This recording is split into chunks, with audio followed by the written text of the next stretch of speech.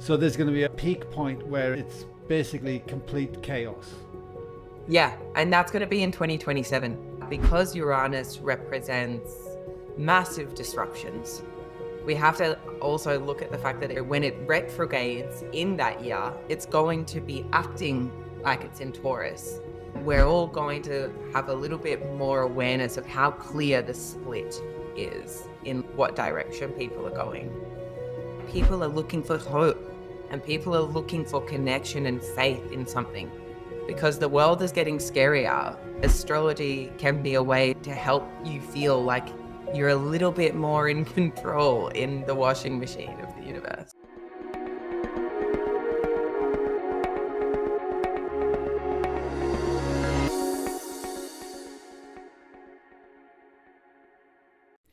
Hey, Guy here. Welcome to my podcast. My beautiful guest today is Dynaea Benova, and what a podcast it is. I actually had a Vedic astrology reading from her for myself and absolutely loved what she's about, loved her skill set, loved her passion for this topic, which I know nothing about, and invited her on the podcast today. Now, considering I think she's only been on one other podcast before in her life or two, she did amazing today with this podcast, and it is incredible.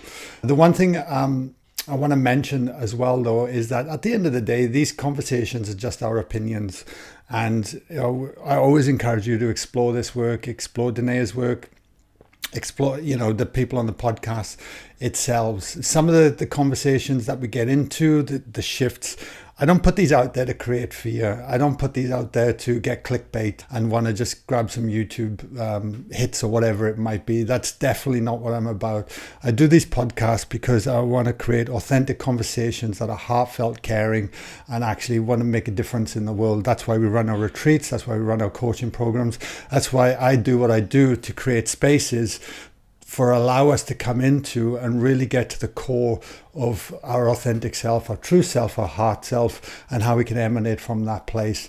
And I enjoy having these conversations. I like to explore some of the things that are shared today are quite eye-opening in some ways, I suppose. But ultimately, at the end of the day, what we have control is, and what we have power over, is our own dominion. It's ourselves. It's that's where it's happening. And I encourage us all to continue to lean in to explore our inner landscape, and that's what it's about. Don't be just a content information per se, bringing in more information, filling the mind, and actually doing nothing with all this work. I don't even know where I'm going with all this, but at the end of the day, this is a powerful podcast. It still sits with me, some of the things we said, and explore. That's all I can say. So anyway, let me know where you are in the world. If you're watching this on YouTube, let me know what you think of this conversation. And yeah, enjoy. And of course, if I get to meet you in person one day somewhere, I hope I do at one of our retreats or events, or even in our online programs and stuff. It'd be great to just get a hug off you. Anyway, enjoy this conversation. It's a ripper. Dynaea, welcome to the podcast. Hello. Did I pronounce your name correctly? You did, actually, surprisingly. Thank God for that, because I've been calling that since I've met you by that name, and then I was only now on the podcast I'm checking in. Yeah, I tell people to say it like 3 times so that it just like locks into the brain. No, fantastic. Look, thanks for coming on the podcast. I know it's a new terrain for you, but after having a session with you a couple of weeks back, in you doing my reading in Vedic astrology, I was really excited to bring you on the show and even tap into, well, all your wisdom and all your passions and all this, because this is a brand new topic to me. And yeah, I feel like I'll be learning along with many of the listeners today. But the first question I want to ask you is, Thank you. What is Vedic astrology? Like, what's the difference between that and astrology or Western astrology? From when I grew up, just checking my horoscope in, the newspaper that used to come out every week, see what Sagittarius was doing. Great question. Like, it gets thrown around a lot, like what the difference is. So Western astrology and Vedic astrology are just 2 different systems. Western astrology is sun-based astrology. So it's actually tropical because it's based off the seasons. So it's actually, yeah, so it's split into like a division based on the seasonal changes and the solstices. Okay. So yeah, that's how Western astrology is. Whereas Vedic astrology is more constellational, which means that it's actually about where the planets are in the sky. So, one kind of draws us into like the earthly plane experience, Western astrology. It keeps us within the limitations of, this plane. And then Vedic astrology is more like the karmic spiritual aspects of ourselves when we draw out and observe from above rather than, from our point of view here on the plane. So Interesting. yeah, that's the main difference. And obviously, Western astrology is adopted by the Western system, so it works in alignment with the Gregorian calendar and like the Catholic Church and other. What's the Gregorian calendar? The Gregorian calendar, that's the calendar that we use. Oh, wow. There you go. Yeah, yeah, the Gregorian calendar. Yeah. Yeah, there So you go. that's why it like the 21st is a solstice, it's because we wanted to have a lot more order. So we just adapted to a seasonal calendar rather than, changing our calendar to adjust with like the 28 lunar cycle that we have in Vedic astrology. Yeah, it's fascinating. And then even when we were talking off air as well, we were talking about the different cycles that we're going through as a humanity at the moment, and how they actually show up in the world. And I'm Yeah. fascinated before we get into those topics, because that's something I'm really interested in as well, is why would somebody want to learn this? Like, what's behind it, if that makes sense? How can it then show up in our lives by either either having a reading, or B, as passionate as you are, because your knowledge is insane. The depth of where you take this. Thank you so much. Look, and also for me, I'm like, how can someone not want to learn it? But that's that's just because I'm obsessed. It's in everything, like from mythology to religion to health science, like astrology comes through everything. Cosmobiology is one of my favorite things to look at, which is like, how the planets actually impact our nervous system, because the planets are in so many ways more than just archetypes. In ancient mythology, they're gods, and those gods, have created our psychological archetypes that we use in modern day psychology to like analyze things. In Ayurveda, we use the planets as like different metals and elements, like Saturn represents the adrenals. Jupiter represents like the liver, fat, muscles. Mercury is your thyroid, your nervous system. Like, so you can use astrology in like so many different areas of your life to have a deeper connection to yourself and how you want to navigate this world, not only through different elemental experiences that happen like biochemically within the body, but psychologically, it's a breath, of fresh air, because when you can use astrology to have a deeper awareness of yourself rather than use it as like a map that kind of limits your, what you can do if you identify too much with your horoscope. When you use it as a tool, it takes a lot of pressure off how we perceive ourselves, and it actually gives more space in the body for growth. And you can use it to really become the driver of your life, because in the society that we live in today, the human experience is not at the center of it. Consumerism is, money is. So astrology is a way to help you like reconnect with yourself Hmm. and, again, then use your natural gifts, your real inner knowing, to help you adjust to a more soul-based experience in this kind of consumer identity that we're stuck in currently. It's almost So like you're panning out a bit more and seeing a much broader picture, isn't it? Than and you Yeah. expanding your awareness. Because even in the reading, I got to be honest, we haven't spoke about this, but I might have mentioned on the podcast, but I've been going some fundamental shifts this year in 2025, and Yeah. there's been points in this journey thinking, oh, for fuck's sake, like again, I'm kind of just tired of this. And it's tough, especially when I got two young kids and a family. But you said something in my reading that really jumped out at me, because I can't exactly the what was going on, but you said, "Oh, these planetary things are happening right now, and it's obvious that this is happening, and it's going to come Yeah. through until November."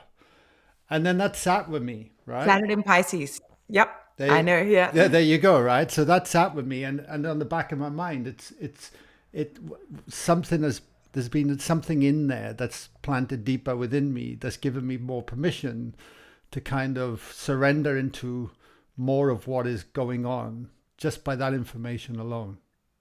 Exactly. And that's what, like, for me, like, that's why I do astrology personally, because, outside of why I am the way I am, like, I was so curious about why at certain times in my life things seemed more intense. And I was then super drawn to trying to map out those things. And when I found astrology and the associations that it has, I was like, oh, I'm actually going through particular events, not only personally, but collectively.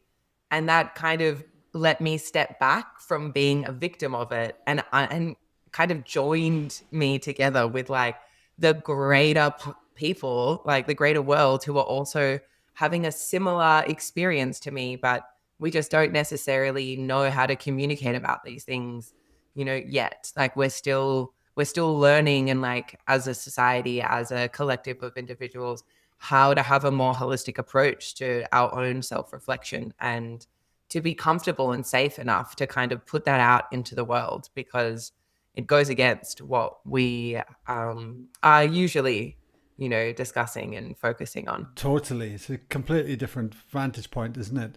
So, Mhm. with that in mind, because then there's obviously the events that can be happening within our own lives that we can then start to learn and navigate and from. But then, what about globally, planetary?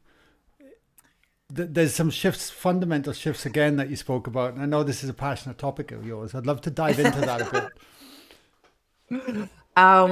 Yes, like so many. In fact, 2025 is probably one of the biggest years that we've had. I believe for some of the listeners, if they have been astrologically inclined before, there was a few years ago around COVID, we also had quite a big shift, which was, the Pluto in Aquarius in Western astrology, which to a lot of people represented the us welcoming the Aquarian age. In Vedic astrology, Pluto was actually still in Capricorn. So that wasn't a cosmic experience. It was a earthbound experience. Hmm.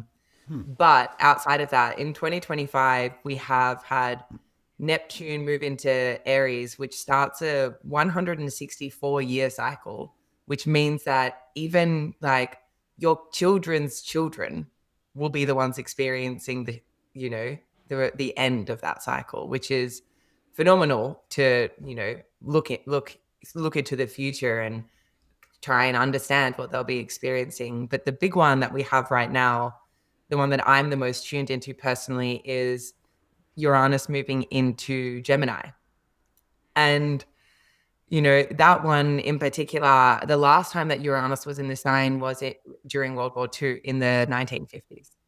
And 1941 to 1949 was like, the big part of that. And that's when we had, the atomic bomb, and computers actually started then. That was when computing began. And now that we're here in the future, like, I think the reason why astrology is so incredible is because you can go back and look at the past and relay historical events over astrological transits to find patterns. That's like, the essence of astrology. It's all pattern based, and it's not as archetypal as it can be. when we move it into like a Hungarian perspective. But what I really like doing is looking at how, like, the world events that are going to unravel, So, yeah, we have like a huge economic shift coming, which we've already seen. We've been feeling it, like, and without a doubt, within the decade, we will have some collapse of the fiat system. We'll have more rises in AI run economies. And, like, that's a very interesting thing to witness, to know that astrologically speaking, we're going to merge more quickly with technology than we thought previously. And it is, in fact, the threat of war that propels us into that shift as well. And this planetary shift also kind of represents cyber warfare, and the language and data actually becoming the battlefields, So this is where we have to learn, how to navigate what is misinformation again, because as Uranus goes further into Gemini, when it peaks in the center, we're going to have probably so much information out there that we're not going to know what's coming from an AI and what's coming from a person. So, like, this That's shift, happening already.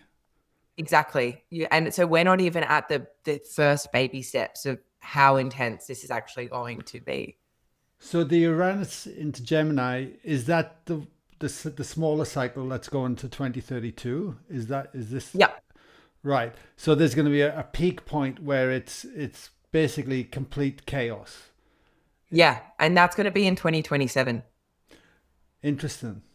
Interesting. Yeah. And which, on a personal note, I've been suspicious about that. Well, as an astrologer, I've been very suspicious about that year for a while, because we also have to look at, because Uranus represents massive disruptions, we have to also look at the fact that it's, when it retrogrades in that year, it's going to be acting like it's in Taurus.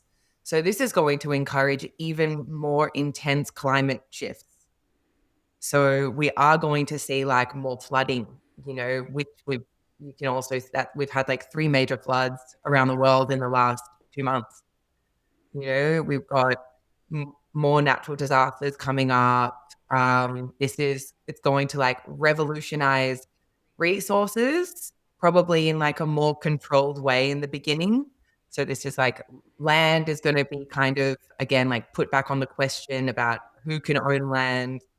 All of this is going to come up as we like decentralize our banking systems, because we're going to reach an economic collapse.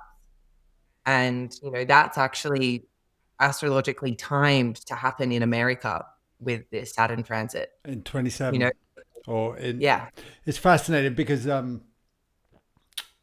not that I want to get off topic, but I've been consuming a lot of information on Bitcoin at the moment, because they're claiming that is going to be the currency that's going to decentralize the whole banking system.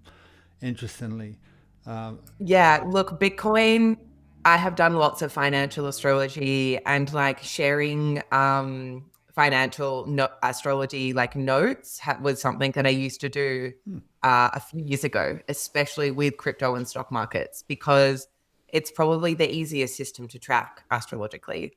And Bitcoin in particular, it's in its chart, it's ruled by Jupiter, which is like the king of all gods, which means that regardless of the fluctuations of that coin, it will remain the top dog no matter what. It will be the boss and the ruler of all other cryptos. So how Bitcoin moves is going to like you can use that as a direct map on how other coins are going to manifest. But I don't doubt that crypto is going to take over, and that Bitcoin will be the leader of that, as it's already been adapted in so many countries. on a side note, you should actually do a whole course on reading Vedic astrology charts and the financial system and what's going on, because I have quite a few mates that actually trade the stock market really well. And It does. yeah, Like, the group I had, like, with my guru, who's my teacher, that's we have we're learning that as well, to refine it, because we use nakshatras, which is you only use nakshatras in the Vedic system, which is like the constellations within the the zodiacal constellation themselves. And they really tell you, like, they're markers for bullish and bearish expressions in crypto. So yeah, it's a very interesting crossover to do. Yeah. But Fantastic. yeah, that's going to be more accessible, like with Uranus and Gemini, like the access to tech, information, knowledge is so there. And on a spiritual level, we've got like psychological upgrades and like the awakening of telepathy. That's what I'm Well, let's really, go there in a minute, because like the question that's screaming at me is just coming in. It's like, ask this question, like, as a novice to the Vedic astrology, like, what's the energy behind Uranus and Gemini? Like, why is this happening? Like, what do they represent? Because I'm thinking of this from a spiritual level, of the very things that are going on. Because right now you could ask anyone, say, I don't want to go through this shit. I don't want to see the collapse of the front. Like, yes. all these unknowns, right? And it can be quite scary. Even though I can feel my heart racing when I think about it, and that's why we at Live in Flow teach, and what we do is hold space, because the only thing we can navigate is our perception of everything, and our awareness, and our connection to ourselves, right? So yeah, there's a lot in that, but please unpack that a bit. Yeah, absolutely. And like I'll absolutely hold that. But to quickly circle, I do get asked a question quite often about how I can observe so much and not necessarily be doom and gloom, because I can foresee the most likely outcomes of certain experiences that we're bound to have. But like you've said, I know from my own practice, in life, that it is how you perceive the world, how you experience it. So if you can have this information, and it's your decision if you want to turn it into fear and then live it in fear, or you can find a way to kind of settle into the fact that it's like, that sounds like a foreseeable outcome, but I'm not going to live my life through that lens, you know? So I personally like to have all of the information, observe it, but not let it impact how I plan on experiencing my world. So on that note, Uranus as an archetypal expression is one of the creators of the plane. So Uranus and Neptune are the outer planets. Pluto is still a planet, but I don't work with Pluto or Uranus and Neptune that much unless I'm speaking to the collective experience. So Uranus represents electricity. So anything to do with like transmitting information, the vibrational plane is actually ruled by Uranus. So this is like electrical impulses, our nervous system. And what I would explain it to be is it's seventh dimensional. So Uranus actually occupies a much higher frequency than we are able to be aware of right now. Uranus and Neptune, for those who are neurologically inclined, operate in the gamma frequency. Gamma is not something that we can fully interpret yet, because gamma is the state that your brain goes into when you dream. So this is where it becomes, a beautiful play, because Uranus has this energy, to transmit all of this change in our life, but it also is an energy of manifestation. So it depends on how you're wielding the energy of Uranus yourself. How are you like alchemizing it? Again, are you is it coming in with fear, or is it coming in with like excitement and openness, So in that way, Uranus and Neptune, like, although Neptune is the more spiritual one, they're kind of like the mother and father of the plane. They're the gatekeepers of consciousness, and they will activate us to spiritually evolve and shift our DNA. You know, Uranus kind of lords our physical body. Neptune is our spiritual body. And you can see those things as electromagnetism, you know, which is what our plane's made of. Fascinating. Is that why I've like, because we have our own soul's journey as well, right? I believe we have our own soul's path, and we come in. Mhm. It's a hot topic. It can be triggering, but that's where I'm at. And along that, this year in particular has been very, like I mentioned, high and low, knocked about. I feel like my ass is getting handed to multiple times, even though It is. even though I've been on this path a long time. It's like, come on, there's just always more. There's always layers. It's the journey, right? It's the process. So, but with that in mind, would there be then a correlation between what I've been going through in my personal life to all these big different cycles that are happening? Like there is no Oh, yeah. coincidence in that, right? It's influence, but most people won't even have an awareness to that, and No, they'll put meaning to it and a story to it of it's this, and this, and then project onto the external world.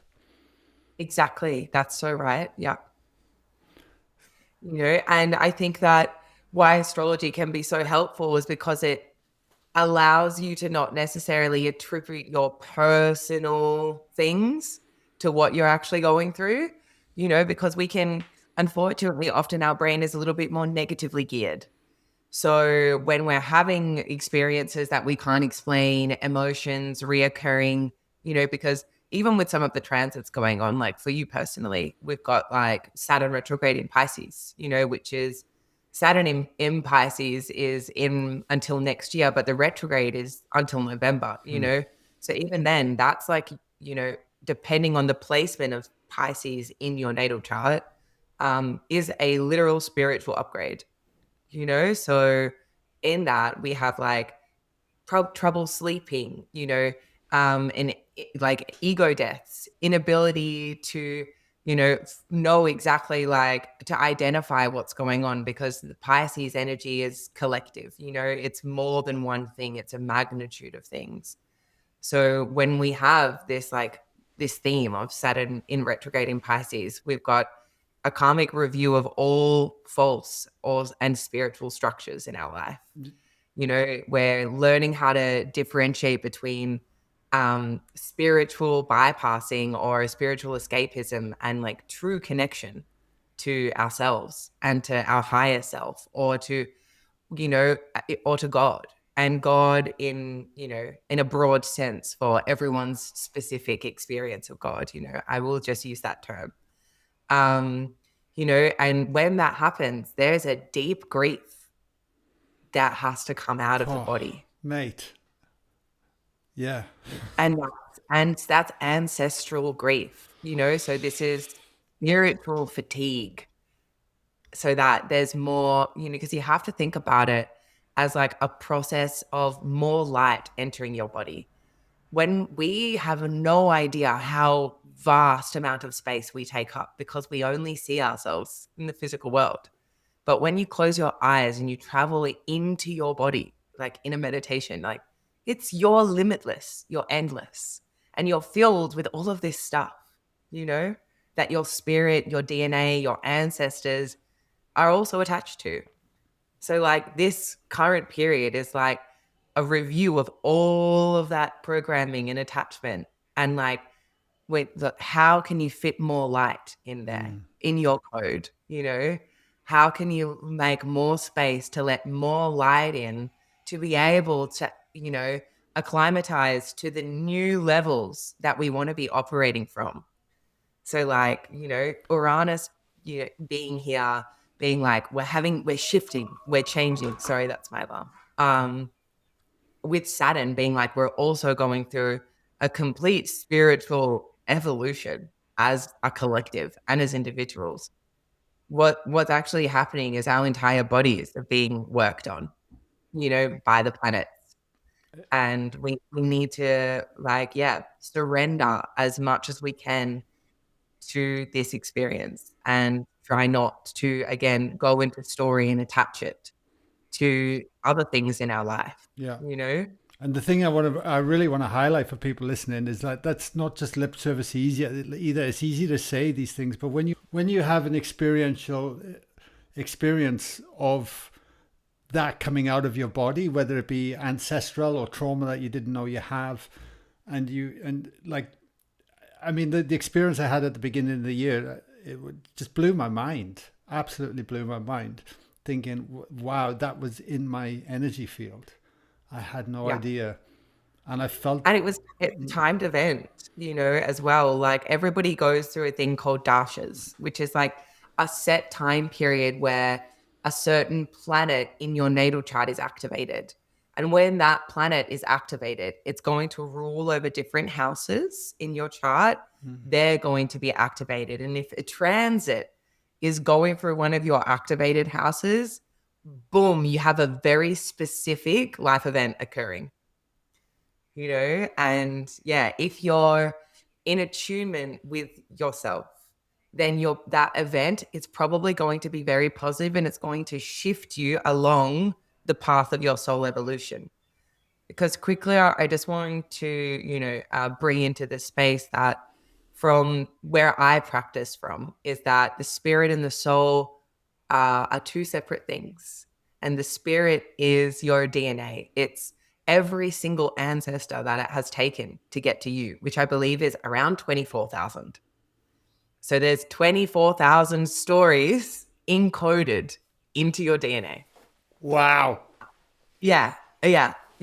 And then that, when you think about the collision of 24,000 people coming together, which is like the moment that your DNA starts making that, there's a sound that emanates through space and time that we can't hear.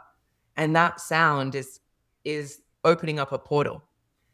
And that little portal spirals and spirals, and souls that are of a vibrational resonance to that sound occur until we get closer and closer to birth, and the experience from the mother nervous system is uploaded into the child, solidifying the vibrational frequency of the spirit, and the soul compatible drops in. What? I've not heard it put like that before. I love it, mate. I know, it came to me in a dream. No, I get it. Like, wow, that's amazing. Yeah, it was a very, very detailed dream where I was like sitting down, and a blue-ish red spirit was like on a chalkboard, pretty much explaining this to me. Um, and yeah, it makes a lot of sense in my mind when I think about how reincarnation works or anything like that. So the soul has a dream. It's like, okay, cool. I resonate, on this hertz frequency. We want to collapse that so I can move up here. And then spirit is like, I have karma and trauma and attachment, and our life is figuring out which one's more dominant Hmm. and then putting them together and finding harmony, which is clearing karma, choosing to be present with our bodies, and using this being, this body, this vessel that we have as an opportunity to pause, because it's only for now that we get this moment. Yeah, it's a blink in the Yeah. when you look at the space within the universe and time, right? It's just it's Yeah, even when you look in the space within your body, yeah. like meditating on just experiencing what's inside of you is, yeah, that's a big It's one. really interesting you say that because it's in the transmuting of those energies, those stuck energies, or that trauma, that karma, or however you frame it. And when it's liberated, there's always a valuable lesson that comes from that. There's always wisdom that comes from that, and a Yeah. reflection to think, wow, because you realize, well, I did anyway, how much my mind or my ego has imposed stories upon what this actually is meaning, and it when it happens, it's completely something else. And you're not wrong there. And something that's very interesting about, life is that life is full of meaning, but completely void of it at the same time. And we live in a beautiful, polarizing, dualistic plane. And to find centaur, I think, is to have meaning, but to not attach to it, you know? Yeah. And because it's still, because if you tune into not having meaning, you'll lose the connection to purpose. But if you just detach from the experience of meaning, you still have purpose. It's just you don't weigh yourself on your experience of that. And that's really important, I think, for people, Yeah. because like I was saying earlier, as we've decentered the human and kind of centered consumerism or money, and this isn't a personal choice of us. This happened when Pluto went into Cancer, and after the last time that Uranus shifted from Gemini into Cancer, so this is, again, it's a time thing. But yeah, as we forgot to put ourselves first, we lost touch with so many aspects of the world that will help us evolve. Yeah. And it feels like we're slowly been nudged back into that centering of ourselves first and not the consumerism. Otherwise, Yes. yeah, we're screwed. You know, Um, it is. Yeah, it's unfortunately, like, in ways like modern days slavery. Like, we're all working for something that we don't even know we want. Like, and when you and we call, and that's the matrix. That's what the actual matrix is letting society program you to have certain desired goals. And when you strip that programming of, like, wanting this certain house in this certain car in this certain way, when you try and step outside of that matrix, you find your soul and you're like, oh, actually, what does my soul want to share with the world? Because that's your purpose. And your purpose isn't how much money you can make. It's how you can bring joy to other people and access it at the same time. 100%. It makes no sense. Like when you actually stop and think about it, it makes no sense at all. Mhm. Like, and I certainly got caught up in that for a while.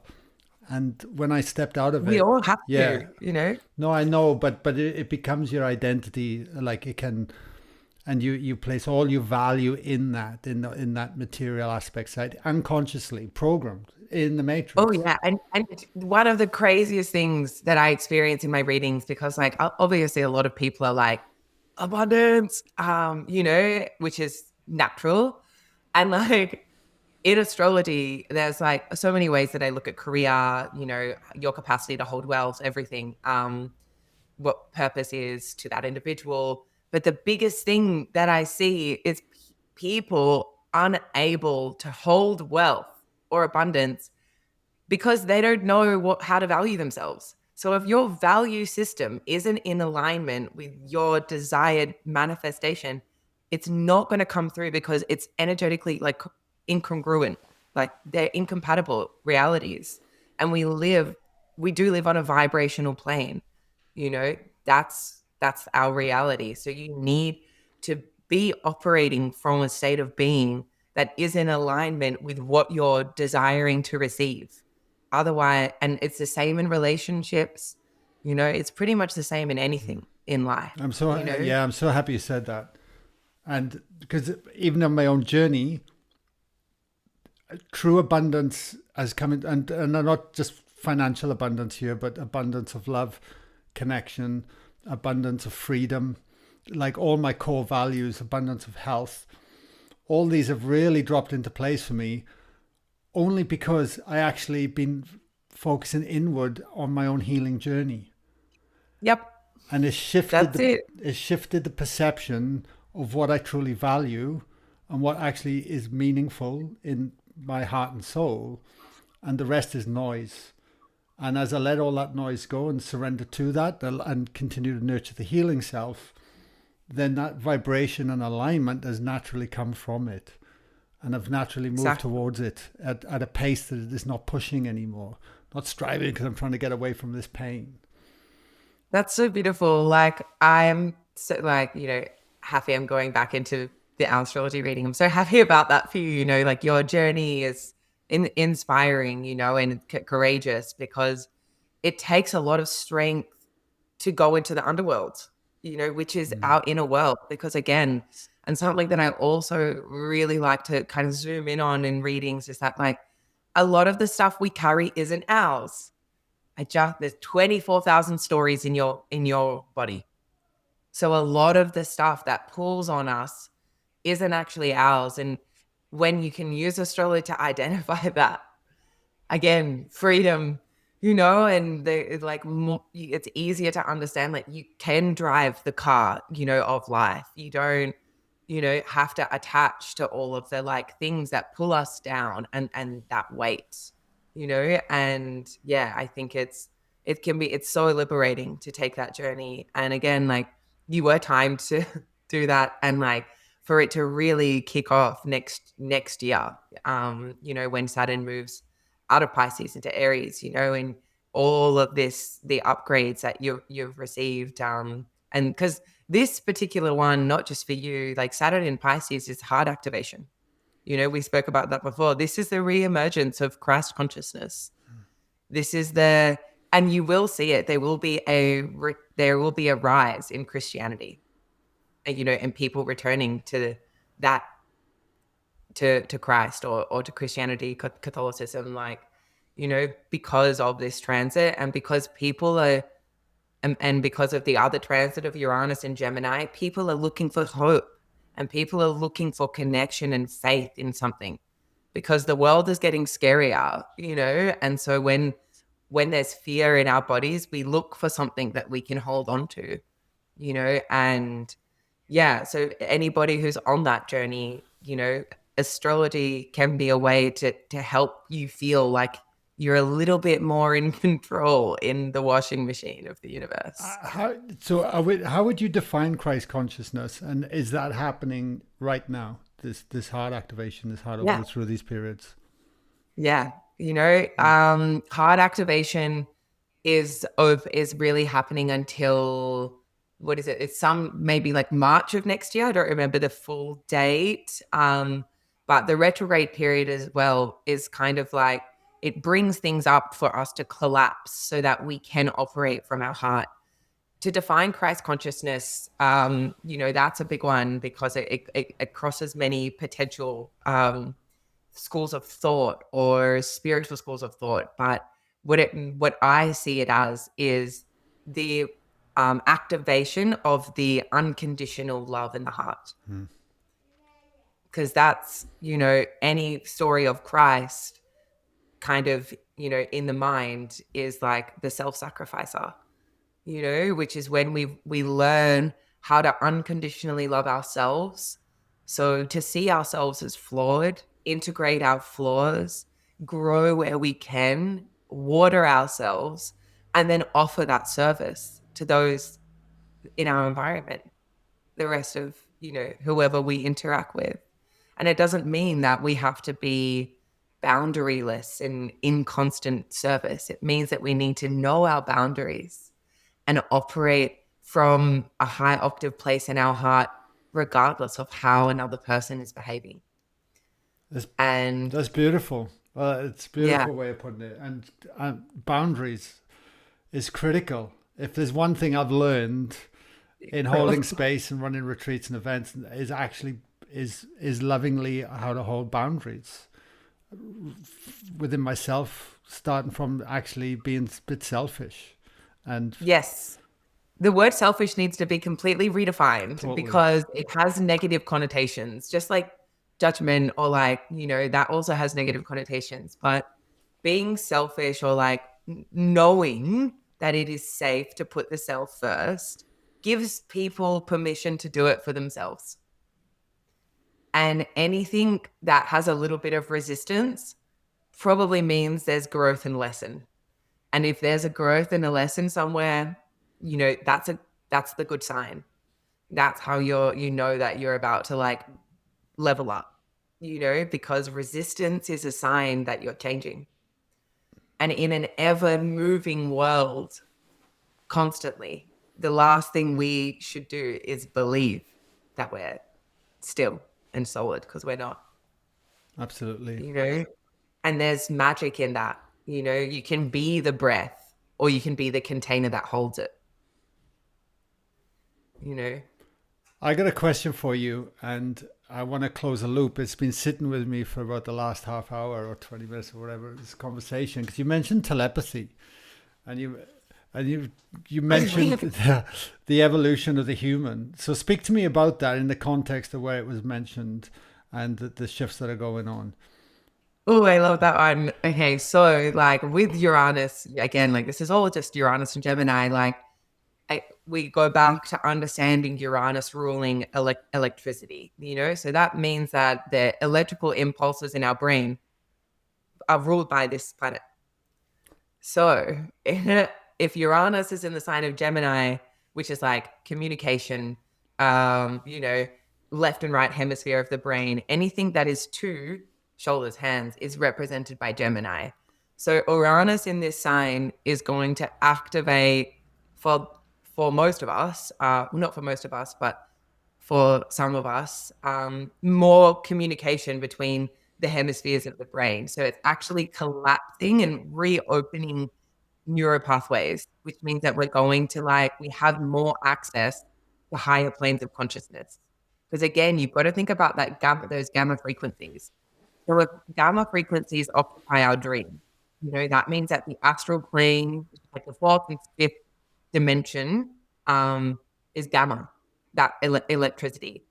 So the more access we have to that gamma, the more access we have to telepathy, like the spirit, the upgrades that actually mean that we're evolving in, a new way is all ruled by Neptune and Uranus. And yeah, that's why it's like pretty much what's happening is that your brain is being rewired.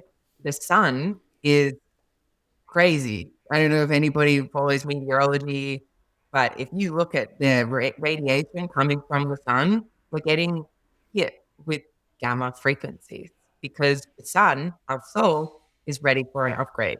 So, as above, so below, as we're all tuning in to higher planes of consciousness, you know, also on the third dimensional level, that looks like being addicted to our phones in a lower frequency because we're tuning into a higher consciousness, which is Huh. like infinite knowledge in a screen, you know? So there's timelines that you can follow that and we all will actively choose through our actions what timeline So we're going okay, to no, I'm loving this. So when you say timelines, right? Are you looking at it from a Vedic astrology perspective, where it's like there's this predetermined timeline, and we have a path that we can choose to go down, or it kind of Vedic astrology, but I would say that this is more like theology. Like so what I see it as is that there's a timed event, right? And then because nothing is completely set, there is then also all of the space in that time event. Let's say that the timed event is like from 0 to 1, you know, and then everything in between 0 to 1, 0.111111 is still a reality. So it depends on the octave that your frequency is, what experience you're going to have. And that's through everything in life. That when someone confronts you negatively, you pause and you decide the lower octave of reactivity. Is that going to lead? Or is the higher octave of pausing and speaking to a situation from a clear place? That's the higher octave. So on a timed event like Uranus being in Gemini, lower octaves, we have merging with AI, the lack of loss of brain capacity in humans, brains shrinking, those, because if those people that are not inclined to whatever, to really care, they're just happy in the matrix, good for them. They're going to have a completely different experience to somebody who is on a spiritual path, pursuing growth and being accountable for their own limitations and how they've impacted, themselves. That person is going to have a completely different frequency. So of Wow. course, their experience is going to be determined by their octave. So it feels like society right now and goes through this time in history where we're at, which is pretty unique. They're Oh either yeah. going to burrow more and more into the three-dimensional space because and technology becomes their god almost It conscious. is going to become the god. It's, I don't know if you know, like Rudolf Steiner has a lot to say about this in some very interesting lectures about Atman and the eighth sphere. And yeah, that's some very, for anyone out there, that's Yeah, really right. And then you've got Yeah. people just coming online basically awakening to and saying yes, I'm leaning into this, Yeah. and then moving in a completely different direction. Yep. But For, that's the nature of our world can, as can, well. can you help but wonder if there's like we're all just on a giant ant farm and there's a couple and people are standing around looking at this ant farm going, I wonder if we what happens if we do this or do this. Let's watch Look, them.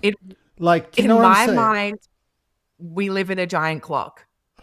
We're like, and I don't know if anybody remembers Peter Pan and like and like Captain Hook and the alligator, but like we live in a giant clock. It we're going to have experiences, and like how you experience them determines where you end up on the clock. The clock is it's not third dimensional. It goes like just like our plane. We've got light that moves up and down, sound that moves sideways, and the intersections between that light and sound is what makes physical reality. So, of course, your frequency defines your spirit, your physical experience. We just can't comprehend that enough to like be able to use it as technology. I can't wait until we can, but that's the nature of our plane. That's why we live in duality. So we have to also accept within ourselves that we can't save everyone, and people who want to occupy a different octave to us, we have to just love them for that. And that's the biggest work with this current Saturn in Pisces thing, is making peace with not being able to bring everyone along, loving people even if they don't have our belief system. you Hmm. know Of that's what course. Christ consciousness is. Yeah, yeah, absolutely. So, a couple of last questions for you for the podcast. One is then another loop I want to close. It shows how great this podcast has been. Phenomenal, mate. I'm loving it. Yeah, same. Is then you mentioned 2027 kind of being the pinnacle of this macro cycle. You got the Yeah. micro, sorry, not macro. Yeah, macro. Remember. What does it then look like after that? Is it going to be coming? Like, is it going to be coming into more? Or is it more chaos? I don't know. I have like my own like fear decoding that I have to like do when I uh, work with that. But we're definitely timed for a solar event. So we are probably going to get like quite a large hit of radiation from the sun. what does that mean? And that's so many things, because again, like when you get, so because gamma is such an unknown experience for us, it can send people pretty loopy. So, but what I am seeing happen is that 2027 is going to be kind of where we're all going to have a little bit more awareness of how clear the split is in like what direction people are going.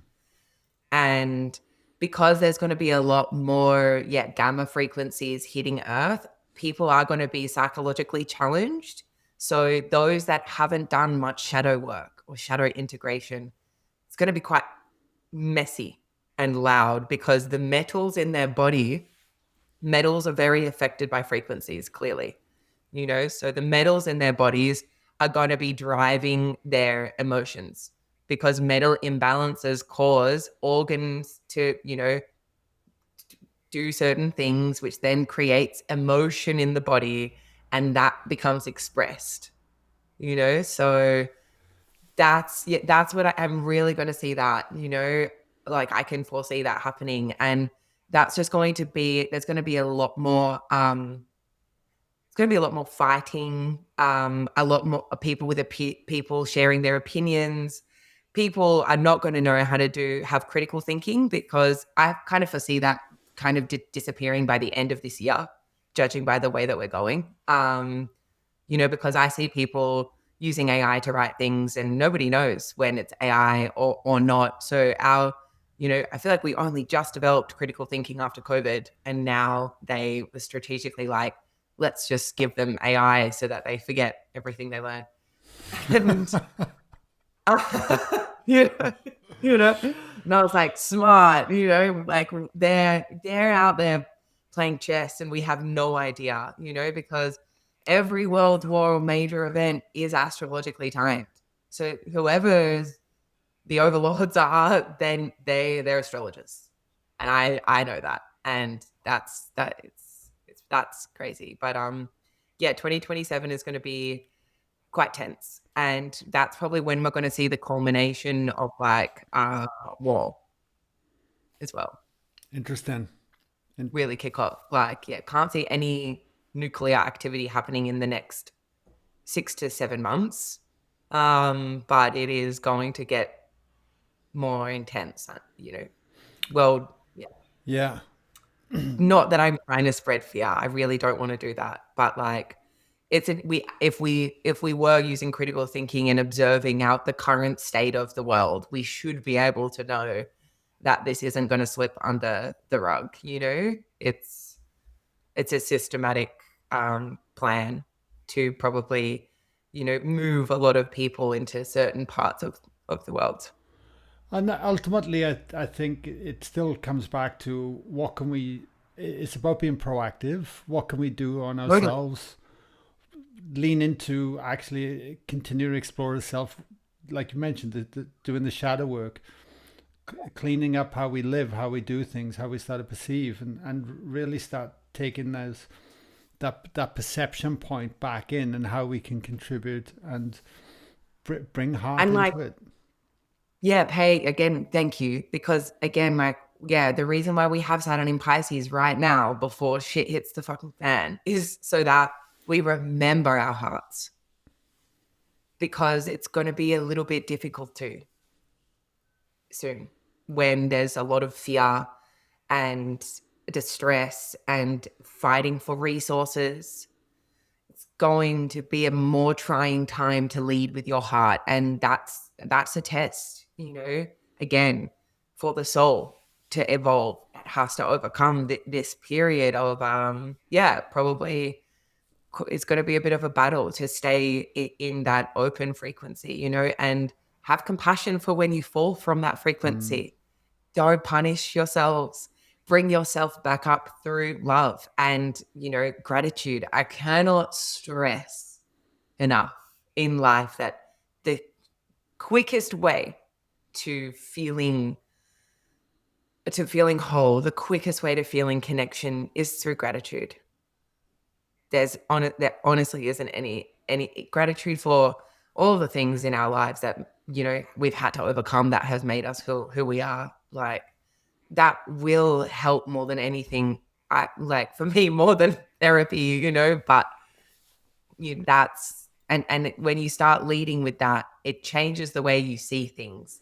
And soon, if we lead with gratitude through, the collective Christ consciousness, and we see what we're grateful for, then it's going to be a lot easier to survive in those times, because we're going to be able to see the silver lining, which means that we're not going to be attached to density, and we're not going to be as fried by the gamma frequencies, because we're not in the low octaves, because if you stay in the low octaves, and you can look at Maslow's consciousness scale, that's very helpful. You can read Power versus Force, Dr. David Hawkins, very amazing.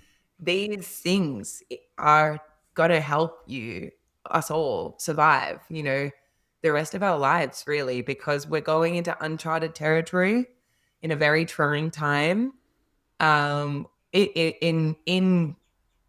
and we're, in war. pretty much. We're going through a genocide, pretty much another Holocaust, in the Middle East. And this is all biblical events as well, which is something else that I wanted to quickly touch on, is that, the Bible it's a cosmobiological map. Like the sun in the Bible is Jesus, and the chemical of that is phosphorus. And phosphorus is pretty much like what creates light in our body, and every month there is the sun will be conjunct to your moon, and then phosphorus ignites within your body, which is called oiling the lantern, in the Bible. Wow. So yeah, there are so many, and that's something that I also love to integrate into my work, is that there are things that happen in the Bible. It's talking about biochemical experiences within the body that allow you to access higher consciousness, to allow divine love to occupy your body. So, and it's literally written through astrology. And it's a very real experience. I'm somebody that's experienced it. It's, these are not just fables or analogies to make us feel good about ourselves. It's there. And I've not read the Bible. It doesn't matter. We're all human. We all have this potential within us. At the end of the day. Yeah, it doesn't mean it's just interesting, that 1,000%. even in there, it's and that's what it makes me, again, so passionate about what I do, because I'm like, wow, I can see, Jesus as the throne, and Judah as Mars, and all the 12 disciples as like, the constellations, like, and then Jesus traveling through them, the sun traveling through the 12 disciples, which is each month of the year, Wow. and what happens in your body when Jesus moves into that place as a, archetype, not as a being, but yeah. Heart explosion. Yay. So, look, I feel like I could talk to you all day, mate. I've really enjoyed this podcast. It's flying. But I will say on an end note, I'm forever the optimist. And that's what we love. And I'm not ignorant to what's going on in the world right now. But I've been through many challenges. I've been through many initiations through personal and bigger events, obviously, like COVID. Like, we've all gone through these different things. And what I do know for sure is that as long as I continue to lean in and practice within myself, practice on my opening my heart, practice on healing my wounds, traumas, in its own time, not forcing it, not running away from it, not pushing it, and allowing that to happen, the more I feel at home within myself. And the more I feel at home within myself, the better my lens is on life and seeing the good in humanity as well. And I really feel that will come through. I could feel that shift of even returning to myself, even just as you said that, like you like your voice carries conviction and truth in your experience, and that's very translatable. So also thank you for that, because I think that's something that everyone always needs to be reminded of.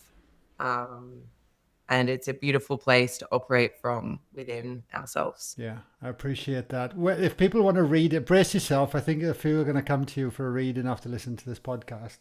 But where can we send them if they want a reading with you? Okay, so you can go to my website, which is www.theastrospective.com.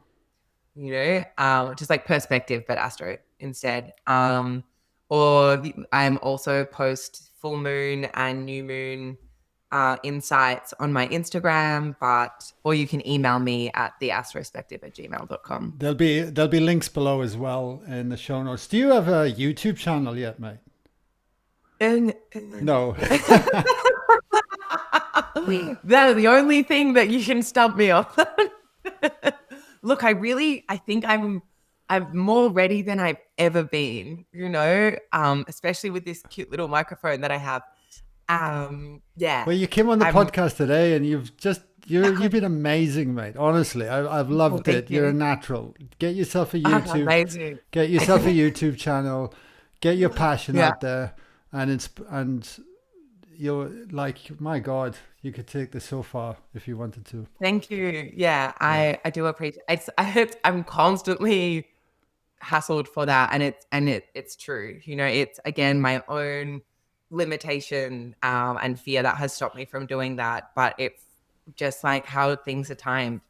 I feel more open to that than I ever have, because I know that my truth is going to resonate with so many people, and I've had that experience so many times. So I appreciate that a No, lot. Thank you. totally. And it is. And it's beautiful. Like, as somebody who has a YouTube channel and has finally been giving it some love in the last 18 months, it's wonderful. People from all over the world, from all the most random places, come in to hang out with us and enjoy these conversations, you know. And Yeah, and that's so cool. it's amazing. It really is amazing. And that's one of the blessings of technology, that we can share our lives, we can share our passions, and hopefully inspire somebody Exactly. else. Yeah.